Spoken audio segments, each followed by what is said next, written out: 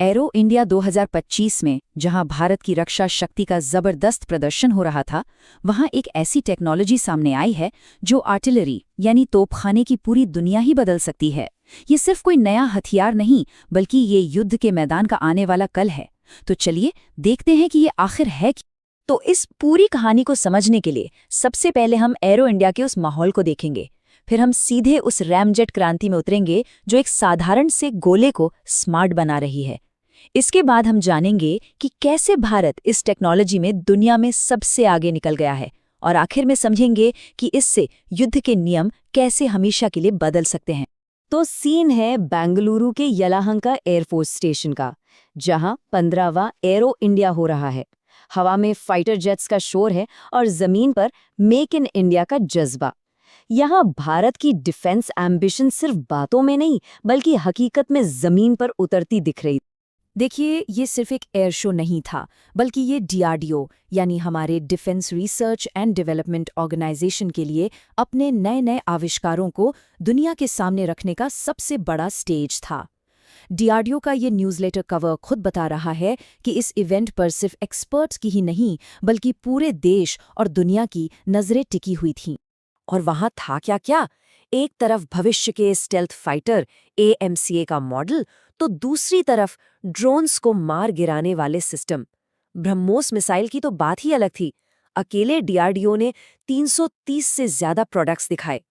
ये साफ दिखा रहा था कि भारत अब सिर्फ डिफेंस का सामान खरीद नहीं रहा, बल्कि बना रहा है। और ये इनोवेशन सिर्फ बड़े बड़े हथियारों तक ही नहीं था। सोचिए, एक तरफ फाइटर जेट को सेफली लैंड कराने के लिए जरूरी ब्रेक पैराशूट, तो दूसरी तरफ दुश्मन पर आसमान से नजर रखने वाला एक बिल्कुल नया रेडार।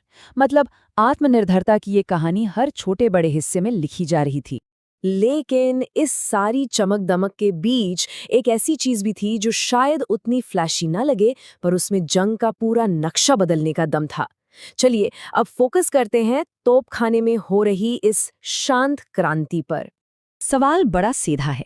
एक आम से तोप के गोले को मिसाइल जैसा कैसे बनाया जाए? उसे मिसाइल जैसी रेंज, मिसाइल जैसी स्पीड कैसे दी जाए?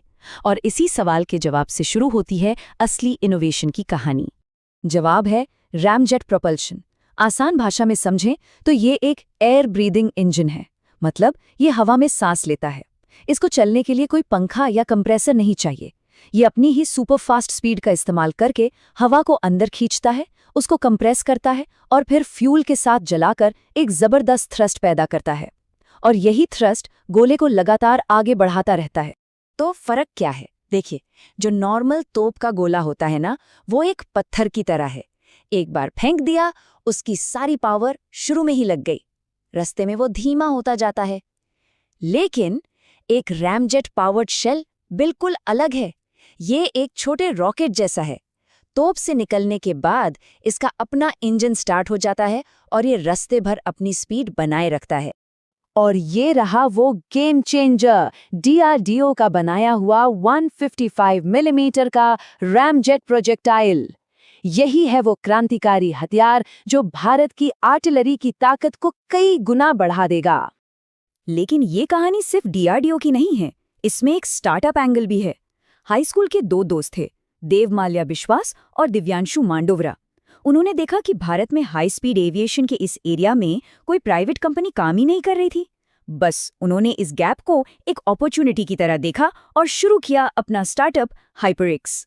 और यही इस प्रोजेक्ट की सबसे खास बात है।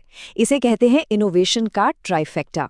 सोचिए, एक तरफ डीआरडीओ का रिसर्च और गवर्नमेंट सपोर्ट, दूसरी तरफ हाइपरएक्स जैसे स्टार्टअप की स्पीड और तेजी, और तीसरी तरफ आईआईटी मद्रास जैसी टॉप इंस्टीट्यूट की एकेडमिक पावर।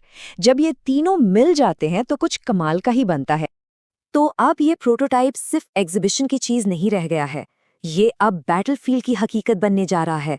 चलिए अब देखते हैं कि ये कैसे जंग की पूरी तस्वीर बदल देगा और क्यों पूरी दुनिया की सेनाएं इस पर नजर गड़ाए बैठी हैं। ये नंबर याद रखिए, 80 किलोमीटर। अभी जो गोले हैं उनकी रेंज है लगभग 45 किलोमीटर। ये उससे लगभग डबल है। इसका सीधा मतलब ये है कि भारतीय सेना की तोपें दुश्मन की रेंज से बहुत दूर सेफ रहकर उनके काफी अंदर तक अटैक कर सकती हैं। और ये सिर्फ एक टेक्निकल अचीवमेंट नहीं है, ये एक ऐतिहासिक मील का पत्थर है। भारतीय सेना दुनिया की पहली सेना बनने जा रही है जो operationally ramjet powered artillery shells को तैनात करेगी। इससे भारत डिफेंस टेक्नोलॉजी में एक ग्लोबल लीडर के तौर पर सामने आ रहा है। और ये सब सिर्फ बातों में नहीं है, इसका पूरा एक सफ़र रहा है। पहले इसका फाउंडेशनल रिसर्च हुआ IIT मद्रास में, फिर आर्मी टेक्नोलॉजी बोर्ड ने इसको ग्रीन सिग्नल दिया।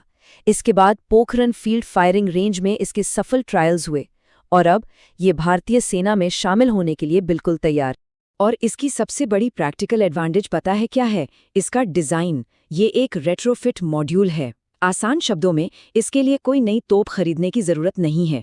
भारतीय सेना के पास जो भी 155 mm सिस्टम्स हैं, चाहे वो M777 हो, अटैग्स, धनुष या K9 वज्र, सबके साथ ये कंपैटिबल है। बस नए शेल को लोड करो और रेंज डबल। तो अब आते हैं सबसे बड़े सवाल पर। इस एक टेक्नोलॉजी का स्ट्रेटेजिक इम्पैक्ट क्या है? जंग के नए नियम इससे कैसे लिखे जाएंगे? तो इसके फायदे क्या हैं? सबसे पहला, डीप स्ट्राइक्स, मतलब दुश्मन के कमांड सेंटर्स, उनके सप्लाई डिपोज, एयरफील्ड्स जो फ्रंट लाइन से बहुत पीछे होते हैं, उन पर भी निशाना लगाया जा सकता है। दूसरा, सेफ्टी, हमारी आर्टिलरी दुश्मन की जवाबी कार्रवाई से दूर सेफ डिस्टेंस से फायर कर सकती है। तीसरा, ये कॉस्ट इफेक्टिव है, लंबी दूरी के लिए महंगी मिसाइलों की जगह ये एक सस्ता ऑप्शन है। और सबसे जरूरी, ये एक डेटरेंट है। दुश्मन को पता होगा कि भारत के पास ये कैपेबिलिटी है, तो वो कोई भी हरकत करने से पहले 100 बार सोचेगा। तो आखिर में ये सिर्फ एक हथियार की कहानी नहीं है, ये आत्मनिर्भर भारत इनिशिएटिव का एक जीता जागता सबूत है। ये साफ साफ दिखा रहा है कि भारत अब भविष्य की टेक्नोलॉजी सिर्फ खरीद नहीं रहा, बल्कि खुद बना रहा है और दुनिया को रास्ता दिखा रहा है। तो सोचिए, जब तोप के गोले मिसाइलों की तरह उड़ने लगें, तो आने वाले कल के बैटलफील्ड का चेहरा कैसा होगा? इस सवाल पर जरूर सोचिएगा।